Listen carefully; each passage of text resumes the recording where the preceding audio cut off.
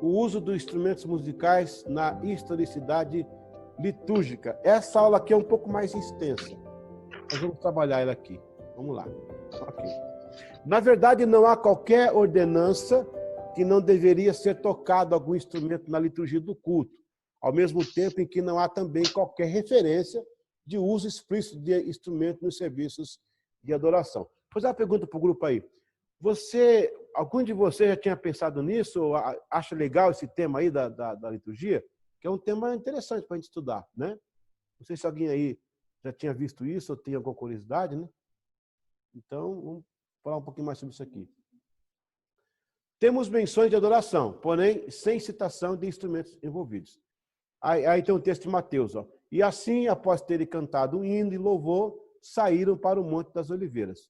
Diz que se cantaram um hino de louvor. Não fala que, né, que alguém pegou o instrumento e tocou.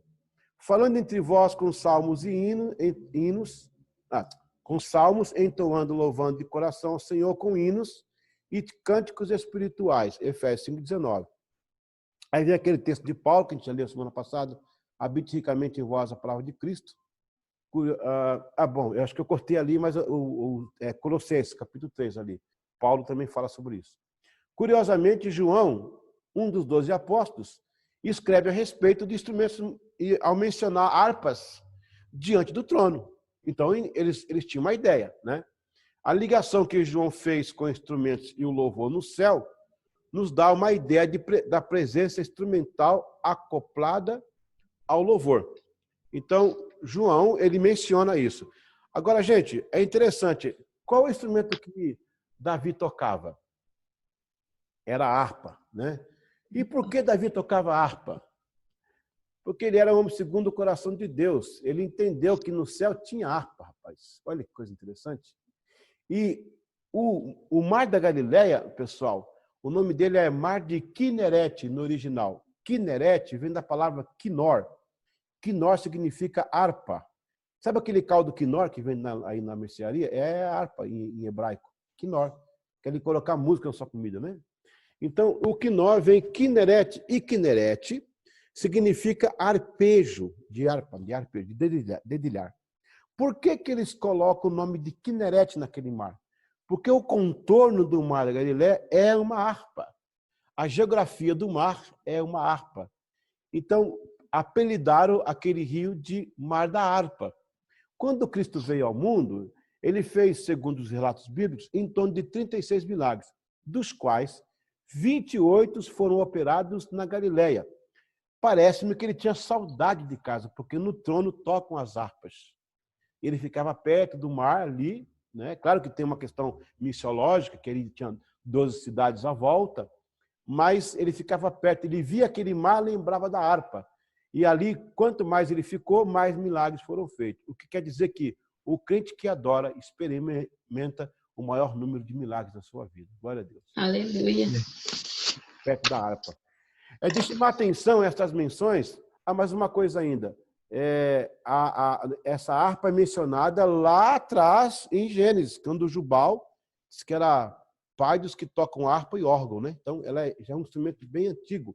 Aí tem a lira, tem o alaúde, de lá vem o violão também, o bandolim, e vai por aí. É de chamar a atenção estas menções de João na Revelação. Encontramos em Apocalipse algo sobre instrumentos que são tocados diante do trono do Altíssimo. Apocalipse 5:8 ou Apocalipse 8:5. Você pode trocar. A Bíblia menciona que as harpas são tocadas diante do trono. Por quem? Pelos 24 anciãos. Por que 24 anciãos? Porque o dia tem 24 fusos horários. É um ancião para cada hora.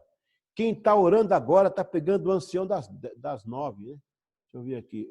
Vai pegar o ancião das 9. Ou seja, o louvor não para. É 24 horas de adoração no trono. Aleluia. Não tem feriado, não tem fim de semana, não tem sábado, domingo. A hora que você ajoelhar, tem uma harpa no trono tocando. Glória a Deus. E a Bíblia diz que esses... Eita, glória a Deus! A Bíblia diz que esses homens, esses anciãos, uma das mãos dele tem a taça e na outra mão está as harpas. A taça é para acolher a oração dos santos. Por isso que Paulo fala assim, ó, orai sem cessar, orai sem cessar. Por quê? Porque Deus não responde taça vazia. Deus trabalha com o cheio. Quando você enche a taça, a mecânica é o seguinte, ó, você enche a engenharia, você encheu a taça, ela é derramada, está lá em Apocalipse, ela é derramada no altar, faz fumaça. Deus respira a fumaça e responde duas coisas, trovão e vozes. As vozes são voz de cura, de libertação, de salvação, de graça, de amor, de perdão, e a outra que é os raios, né? O trovão é a punição de Deus contra o pecado. Então, por que isso? Porque quando você ora, você produz incenso. Você é a fábrica de incenso. Aleluia. Quando Deus aspirou em você, você expirou. Quando você aspira, Deus respira. Por isso que o diabo não entra na oração, porque é coisa de família. É pai e filho. Eita, glória. Eita, desculpa aí, aleluia. A Bíblia... Eita, glória. Eita, Deus. Aleluia. Em Cesareia, Glória. o Cornélio orava. Ele não era crente, não tinha cartão de membro, não era batizado nas águas, não pertencia a Nazareno, mas ele orava. A Bíblia diz que a oração chegou no céu. O diabo, ele não consegue impedir oração, porque é assunto de família. É caso de família, pai e filho, e ninguém põe a mão no meio. Glória a Deus. Sim. Vamos glorificar um pouquinho, aleluia. Aleluia. É desse jeito que acabou. Oh, glória a Deus. Glória a Deus, pastor. Aleluia. Então, as harpas tocam no trono, com a mão as taças da oração dos santos, e na outra mão as harpas tocam. Então, é o movimento, é taça. Enquanto a taça não enche, a harpa fica tocando. Glória a Deus. Glória a Deus. Quando a taça enche, a harpa para e a taça vai. Então, você tem esse movimento aqui, ó, taça e a oração, a harpa. A oração e a adoração. A oração e a adoração. Faz comigo aí, ó. A taça e a harpa. A taça e vai lutando. Vai dando um soco no diabo. Glória a Deus, ó. Vai orando e adorando. Vai orando e vai nocauteando. Dá soco nele, dá soco. Eita, glória.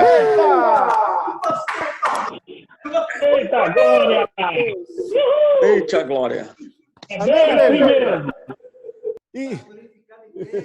Então, gente, João menciona que tem esses instrumentos.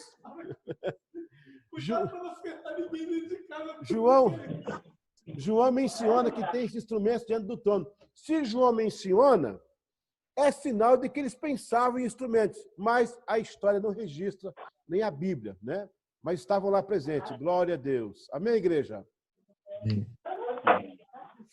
Amém. Talvez uma remetência à sinagoga, porém, na sinagoga não havia serviço de músicos, por dois motivos. Primeiro, a tribo de Levi cessou após o cativeiro assírio em 722.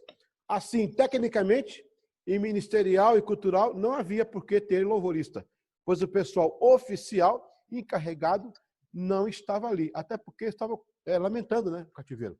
Quando os assírios conquistou o reino do norte, os levitas foram dizimados, e se sobrou alguém, veio a Babilônia e acabou de destruir. Eles somem dos relatos bíblicos. Há uma menção apenas quando o templo foi reconstruído sob o comando de Esdras, Zorobabel e Neemias. Porém, deste período de exílio, todos os membros da nação escolhida por Deus passaram a ser chamados judeus, porque só sobrara a tribo de Judá. Inclusive, qualquer levita que tenha sobrevivido à invasão babilônica. É, portanto, incerto que os levitas citados no período do segundo templo tivessem sido descendentes de Arão, como seria se supor, e talvez tenham sido judeus nomeados, né, entre o povo para exercerem funções sacerdotais. Um ponto aqui. Quando alguém fala assim, eu fiz estudo, eu sou descendente de Israel. Amém. De que tribo? De Zebulão. Não está batendo. Não está batendo. Eu sou descendente da tribo de Levi. Não está batendo. De Isacar. Não está batendo. Por quê? Gente, a Síria acabou com todos eles. Só sobrou Judá. Se tem alguém descendente de alguma coisa, vai ter que ser dos judeus. Agora, se sobrou alguém, eu não sei, eu mandei para vocês aí acho que foi um ADA, ou foi um ADA ou foi um VCA, falando de um templo fora de Jerusalém, que Jeremias fez uma carta para lá, na época, e um templo que estava numa ilha elefantina, lá no Rio Nilo. Eu acho que eu mandei para vocês. Se não foi um ADA, foi um VCA, que eu falo sobre isso. Veja bem, pode ser que alguns das tribos do norte, das 10, né, das 11, alguém tenha corrido para uma ilha, se escondido. Pode ter escapado, né? Mas é muito difícil achar alguém daquelas 10 tribos hoje. Muito difícil. Vou dizer que não é, né, impossível, mas é mais difícil. Agora, lembra de Davi? Davi não era da tribo de Levi, era da tribo de Judá. Mas por ele ter um senso de profecia, ele ter dotes de adoração, ele foi considerado um levita. E foi recebido os instrumentos que ele fez, a organização que ele fez de culto, mas não era levita. Então, alguns eram nomeados. Porque você vai chegar ali no primeiro século de Israel, ali no ano 60, você vai ver os ramoneus com os levitas lá no templo servindo. Como se levita acabou na invasão assíria? Tá, era porque eram nomeados levitas, pessoas com dotes musicais, com inclinação ao ministério sacerdotal, eles nomeavam como levita, não que tivesse levita, entendeu?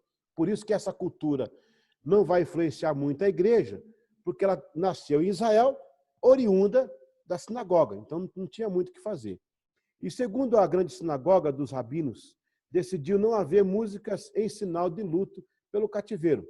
Sendo assim, o máximo que tinham era uma oração com uma prolongada vocalidade que se estendia com um tênue som de melancolia, soando como lamento, o que parecia, de certa forma, música, mas não na proporção que João dá ao unir as harpas e a adoração diante do altar de Deus. Apesar de que alguns intérpretes afirmarem ser o Apocalipse linguagem simbólica. No entanto, o uso da ideia de instrumentos foi uma forma de legitimar. Se são artefatos explícitos, literais, ou mesmo uma simbologia, portanto, não se trata de uso ou não de instrumento. Ao menos uma exegese do texto mais acurada não registra. Então, não quer dizer que, porque João falou, teria ou não teria. É uma alusão à música. E está lá, eu creio que nós teremos isso no céu. A igreja primitiva não usou muito isso aí. Há quem afirme que a palavra psalmos, de acordo com o léxico grego. O que é léxico grego, gente? Vamos aprender isso aqui. O que é o léxico? Alguém já viu essa palavra? Léxico. Léxico. Seria como um compêndio? Exato. Tudo que permeia uma linguagem, verbetes novos, costumes novos, vai formando léxico. Né? Existe como é que chama? A língua pura, né, no seu tronco, mas o léxico vai... Eu vou dar um exemplo do léxico no português. A palavra deletar, o verbo deletar. Esse verbo não existe, mas ele foi incorporado por causa da linguagem de computação no mundo inteiro. É delete em inglês, delete. Então, deletar. Hoje é um verbo, vou deletar para você. Então, isso é um léxico. Por isso que aqui está falando. De acordo com o léxico grego, seria também dedilhar, tocar instrumentos de cordas, usar os dedos para tanger instrumento. Paulo menciona aos Colossenses, vídeo de referência acima, que nós já passamos lá, para se praticarem cânticos e salmodiassem. O próprio Senhor Jesus cantou um salmo. Aí veja bem, há quem pega isso e fala, ó, salmo, no léxico grego, significa dedilhar também. A palavra salmo seria empregada para quem usasse harpa. É como no português falar assim, ó, e o cara cantou uma moda de viola, subentende que tem uma viola tocando para ele cantar a moda. Porque moda de viola sem a viola não é moda de viola. Vai ser um... Como é que chama aquele negócio? Tem outro nome que dá para... Vai ser um pagode, vai ser um bango, vai ser um bango, vai ser um cateretê. E não a moda de viola. Quando entra a viola, aí vira moda de viola. É igual colocar percussão na bossa nova. Aí vira samba. Não é bossa nova. Bossa nova, que é real, ela é o instrumento de corda, é violão, piano e no máximo uma orquestra. Se colocar um chocalho, colocar um reco-reco, virou samba. Então, é o caso do salmo aí, que diz que cantou um salmo. Subentende que tocaram. Bom, Não, a Bíblia não usa a expressão que alguém tocou, mas alguém interpreta assim. Vamos entender os dois lados, porque minha função aqui não é vender o meu peixe, é vender o peixe que todo mundo está vendo, né? Então, uma coisa mais abrangente. Então, literalmente, alguém salmodiou, ou seja, tocou um instrumento. Já que no ateu os salmos eram acompanhados, na verdade, os textos não são tão claros, e mesmo que fossem, seria uma tradução da Septuaginta, vindo do original. Quer dizer, poderia estar 100% literal ou 100% simbólica. Desta forma, conclui-se que, da ótica do primeiro século, não há consistência para afirmar ou negar o uso de instrumentos dentro do culto. Os registros que temos acesso não são fidedignos, suspeita fragmentos e a historicidade recente. Agora, a Enciclopédia Bíblica Cristã, ela nos traz uma luz sobre isso. Eu gostaria de ler para vocês aqui esse texto da Enciclopédia. Então, fala assim, ó, se houve omissões concernentes à música instrumental e à dança, isso não precisa ser necessariamente entendido, como alguns fariam, como um sinal de que eram erradas, visto serem usadas nos rituais gregos acompanhados de orgias.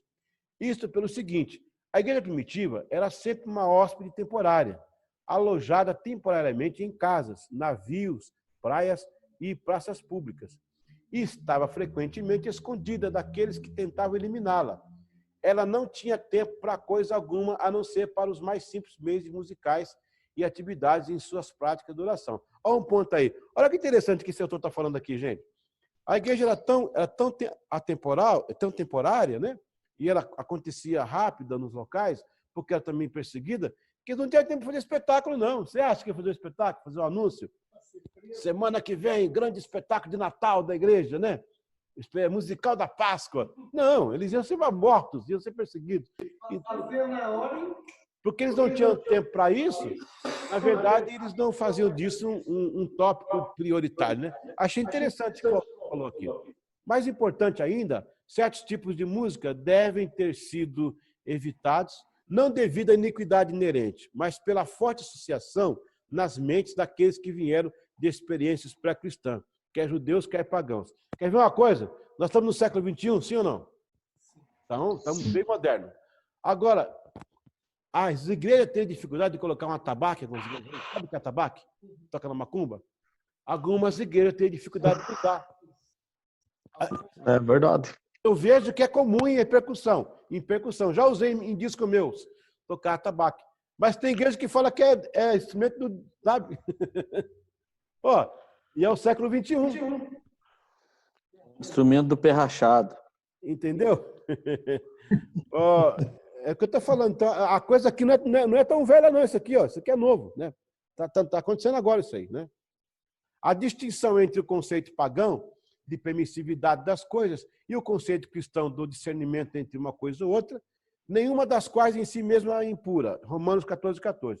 Embora não permitidas, anula qualquer opinião que afirme que a igreja primitiva tivesse estabelecido um padrão rígido, imutável e ilimitado. Apesar que na história, gente, alguns patrísticos vão proibir categoricamente a música na igreja, mas não quer dizer que tinha base bíblica para isso.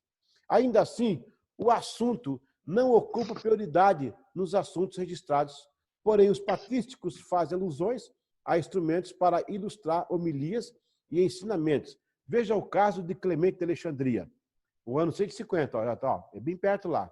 Clemente de Alexandria ou Tito Flávio. Clemente foi um escritor, teólogo, apologista cristão, grego, nascido em Atenas. Ele escreve o seguinte, ó: o Espírito Santo nos ensina o uso que devemos fazer dos instrumentos musicais para louvar os divinos mistérios. Louvai ao som da trombeta, louvai na lira, na harpa, louvai com instrumento de corda e de sopro, louvai com símbolos sonoros. Ele está falando aqui do Salmo 150, não é isso? Ele está lá, Salmo 150. Aí ele fala assim, ó: esses instrumentos dos quais fala o Espírito Santo são a boca e o coração, os lábios e o espírito do homem. Ele quebrou todo mundo aí. Ele mandou a Lima. É o pastor Lima. Mandou a Lima aí, todo mundo. Ó. Falou que tudo isso aqui é do coração. É pela boca e o coração. Quer dizer, eliminou aí. Esse foi o Clemente, é um dos patrísticos, né? Deus cuide de todas as criaturas. Quem são as obras das suas mãos? O homem é um instrumento verdadeiramente pacífico. Ele coloca essas homilias dele nessa obra dele, é o Instrutor, Pedagogo, é uma obra que ele escreveu. Na mesma obra de instrução, ele aconselha a usar instrumento de forma adequada. Se vós sabeis tocar a lira ou a harpa, podeis fazê-lo sem temor, nem culpa, nem censura. Vós imitareis o rei de Israel, que era tão santo e tão agradável a Deus. Então, ele deu uma permissãozinha para quem fizesse mais ou menos perto, né, de Davi. Agora vem o Eusébio. Eusébio de Cesareia. Esse cara foi também, tipo Flávio Josefo. Ele que escreveu, né, a história da igreja, não é isso? Eusébio. Ele foi um grande historiador. O Eusébio, ele é do século III. Século III e IV, né? Está ali no meio. Difere um pouco do Clemente. Olha o que o Eusébio diz. Quando antigamente o povo da circuncisão adorava... Quem é o povo da circuncisão que ele fala aqui? É Israel, né? Quando antigamente o povo da circuncisão adorava por meio de símbolos e tipos, não era inapropriado que eles levantaram hinos a Deus com saltérios e cítara, e que eles fizessem isso nos dias de sábado. Nós, no entanto, mantemos a lei judaica anteriormente, conforme a palavra do apóstolo. O verdadeiro judeu não é o que é o exteriormente. Aí ele quebrou os caras, né? E assim seria mais docemente agradável a Deus do que qualquer instrumento musical. Quer dizer, ele menosprezou geral. Levantamos a melodia em uníssono no nosso salmodiar com uma mente, unidade de fé e piedade. Ele cortou aí a galera. Se no século I e II não havia uma clara posição sobre o uso de instrumentos na liturgia, no século III, os líderes da igreja foram bem claros em proibir. Por exemplo, o Gregório de Nazianzo, esse cara é bem famoso, é do século IV. Ele fala assim, ó, aquilo que não pode ser misturado não é combinado ou identificado. Nem os bispos com jograis, nem oração com dança, nem salmos com flauta. Olha, eu estava estudando a obra desse homem aí, tem uma coisa que ele fala que faz sentido. Sabe quando Jesus serviu a ceia? O que ele falou para o Judas? Aquele que... não, quando ele foi dar a ceia para Judas, foi diferente. Para os apóstolos, isso aqui o Nazianzo fala isso. Eu achei interessante na obra dele. É assim, ó. Jesus deu para os apóstolos, deu pão e deu o vinho, não é isso? Mas para Judas, como é que ele deu? Molhou o pão. Presta atenção, gente. Presta atenção que essa aqui é poderosa, essa é forte. Ele molhou o pão e ele disse, molhou o pão porque não discernia o corpo do sangue. O que é o pão molhado ali? Quando Jesus dá a ceia e dá o vinho, ele está distinguindo o quê? O pão é para a cura do corpo e o vinho para a cura do espírito. O corpo que é momentâneo, o pão que é de cada dia, o sangue que é eterno para a eternidade. Quando ele molhou o pão, não distinguiu, ou seja, a mistura traz confusão. Judas estava confuso. Eita, tá pegando aí? Judas estava... Aleluia! Tá pegando aí? Judas estava fora de si. Judas não estava discernindo Jesus, porque olha, se Judas discernisse Jesus, não teria traído Jesus, meu Deus do céu. Não. As pessoas que confundem Jesus, confundem a Bíblia, a palavra, estão pecando, estão fazendo mistura. É isso que ele está falando aqui. Olha que coisa interessante. Por isso que Jesus molhou o pão, falou, isso aqui é para quem não discerne, quem tem confusão na cabeça, quem vai fazer coisa errada, que vai pecar, não discerne o corpo nem o sangue, mistura, entendeu? Meu Jesus do céu. É muito forte. Glória a Deus. Isso é muito forte. Amém. Vamos lá, os cânones de Hipólito. Hipólito é o cara que fez esses cânones aí. Ele fala o seguinte, ó, quem executa em um teatro, ou é um lutador, ou um corredor, ou um professor de música, ou é um caçador, ou é um caçador de animais, nenhuma delas pode ser autorizada. Obrigado. Nenhum deles pode ser autorizado a assistir um sermão até que tenha sido purificado dessas obras imundas. Depois de 40 dias, eles podem ouvir um sermão. Então, se esses caras não podem ouvir um sermão, se não passar pela purificação, quanto mais tocar, né, na igreja. Aí o Ambrósio tem até... Alguém está com espirro aí, está passando aqui o espirro. Quando for espirrar, dá um mute aí no microfone. Porque o espirro pode contagiar. Ô, irmão, corona aí, cuidado aí, por favor. Família. Meu Deus. Máscara. Ok. Vamos lá, sem espirro e sem corona. Vamos lá. Ah, o pastor Charles colocou a Pode máscara. espirrar agora. Agora pode espirrar.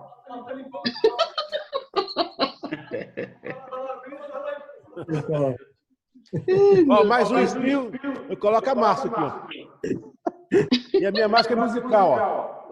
Eita. Jesus. Música é música, né? Não tem como esconder. É verdade. Vamos lá. O pastor Ambrósio. passo diferente. O Ambrósio, ele é do quarto século, né? Ali está faltando um 3 aí no 97 ali. Existe até o rito ambrosiano, chamado rito ambrosiano. Ele diz o seguinte, ó: salmos estão sendo cantados e você pega o saltério ou um tímpano, instrumento musical. Ai de vós, na verdade, porque você abriu mão da salvação e escolheu a morte. Neste caso, a leitura da época nos ajuda a entender. O que ele está falando? Tudo era novo para eles. A igreja era um acontecimento contemporâneo para a época, e por isso o zelo excessivo, às vezes subestimava o bom senso. Como era antiga, não podemos tentar explicar este fato a partir das lentes do século XXI. Okay? O que podemos fazer é estudar sobre o máximo de informação para se obter uma ideia do ocorrido e o porquê real de medidas assim. É como se você dissesse hoje assim: vamos ter aqui na igreja hoje uma dança com as mulatas da escola de samba, no púlpito. O povo vai embora. Não, peraí, pastor, que negócio é esse? É isso que ele está falando, porque naquela época dele ali, especificamente do Ambrósio, aqueles instrumentos eram ligados a algumas festas pagãs ali, talvez, e ele não queria misturar com a igreja. Essa foi a ideia. Uma pergunta aqui. Como, já na reforma, né? 1000 anos depois, né? Como Lutero, um exemplo, e Calvino aceitavam os hinos, não é? O próprio Calvino, ele colocou... É a próxima aula. Não é? E Zwinglio não aceitava. Eu vou tratar bem na próxima aula isso aí. Né? Não. Não, eu estou falando para o pastor. Não, é que a gente vai nós estamos agora passando pela era patrística, seguindo para já perto da reforma. Então, tá vendo aí? Só 3 minutos. Ó, o Salomão dando tchau aí. Então, o que vai acontecer na liturgia da igreja nesse período vai ser essa distinção. O que eu estou afirmando nessa aula, irmãos, não é que era proibido tocar ou era liberado. Os pais da igreja pensavam assim, não que tivesse um mandamento, nem mesmo apostólico. Se você for ver mandamento apostólico, teria de João, dizendo que no céu tem harpa. Ora, se no céu tem harpa, por que não vai ter no Nazareno, né? Lá do Capão Raso? Então, lá do Parque Novo Mundo. É melhor do que o céu? Não, por enquanto não. Então, é só vocês entenderem essa questão de música da igreja. Vamos lá. Através da liderança dos pais da igreja, a questão de instrumento na adoração não foi difundida. Só depois, com a institucionalização da igreja, fundindo com o Estado, é que a pressão das culturas vizinhas consegue furar o bloqueio. E mesmo assim, sob olhares rígidos dos líderes da época. Eu me lembro aqui, eu ainda sou jovem, 50 e pouco, estou começando ainda. 8h30. Eu estou começando ainda a minha carreira. Mas eu me lembro que na minha adolescência, a nossa igreja era muito rígida com relação ao instrumento musical. Quando a guitarra chegou, teve uma reunião do conselho. Se o conselho parecia que estava vivendo no século IV, né? Na era medieval ainda. Né? Não é medieval, nem antiga, né? Era antiga ainda. Né? Você vê, eu lembro que a gente viu o pessoal tocar bateria, né, o conjunto do mundo tocando bateria. Medieval começa com a queda de Roma. Isso. Quando a gente via o pessoal tocando bateria no mundo e tal, e a gente não podia tocar na igreja, que era instrumento mundano. E um dia nós pegamos, mas tocava a banda marcial, porque o Brasil vivia o período militar. Então tinha banda. Eu não sei se no Nazareno tinha costume de ter banda musical, mas na Vila tinha banda musical, na Assembleia tinha banda musical. E aí, eu me lembro que nós pegamos um dia um zabumba, colocamos em pé, colocamos um tarol em cima do zabumba e um pratinho do lado, e começamos a tocar no culto ali assim, né? Aí o presbítero falou assim, está me cheirando bateria, está com cara de bateria. Quando acabou o culto, nós fomos chamados pelo pastor, e o pastor foi dar uma disciplina, porque a gente fez um estilo de bateria. Quando o conselho reuniu um dia para liberar a guitarra, eu lembro que alguns irmãos saíram da igreja. Os irmãos desviaram não, saíram da igreja, foram para outra igreja, porque não aceitavam. Hoje em dia, no século XXI, ainda tem igreja que tem esses moldes. Mas, porém, vamos para o outro lado da história, né? Há igrejas aí que tem um som que é uma barulheira, cara. É um negócio de... Os caras tem que... faz o culto no domingo à noite e na quarta-feira o culto de cura, para curar os tímpanos. Porque, meu Deus do céu, e vira uma anarquia, uma confusão. É terrível, terrível. Então, o que nós aprendemos com isso, igreja, irmãos? Aprendemos com o equilíbrio, né? Onde há equilíbrio... Quer ver uma coisa? Eu fui pastor americano durante 12 anos. Americano assim, na América, né? Eu lembro até hoje que quando eu ia alugar um local para um culto, ou ia construir uma igreja, um salão, um building, um prédio, a primeira coisa que a prefeitura pedia era a planta acústica. Primeiro que a hidráulica, era a planta acústica. O Brasil não. O acústico, ele só vem pensar em acústico quando o vizinho reclama para a polícia. E a igreja é 100% acústica, meu Deus do céu. 100% louvor, pregação. E outra coisa, os arquitetos que fazem as igrejas, né? Os templos, os pisos das igrejas são lindos para a cozinha. Para a cozinha é lindo aqueles pisos. Ele é refratário. Tem que se construir algo assim mais acústico. Então, qual que é a lição de hoje com relação à liturgia? Os extremos são problemas, né? Os extremos. Se você vai proibir instrumento que é pecado, como assim é pecado? Está escrito lá, quem falou? Os apóstolos se ocuparam com isso. Você imagina. Agora, veja bem, pastor Charles, veja bem se os apóstolos fossem se preocupar em dizer que instrumento era bom ou não. O tempo ia passar, 2000 anos depois, aqueles instrumentos teriam se acabado, talvez, os novos chegaram, pode ou não pode? Porque os apóstolos... Eu acho, pastor William, pastor Daniel, eu acho que foi sábia a posição bíblica de não ter uma definição com relação ao instrumento musical. Até porque não altera a doutrina e não altera o caminho da salvação, né? Não era essencial a igreja. Isso que eu vejo. Deixaram livre. Por quê? De acordo com o tempo, a igreja ia se estabelecendo com a cultura, né?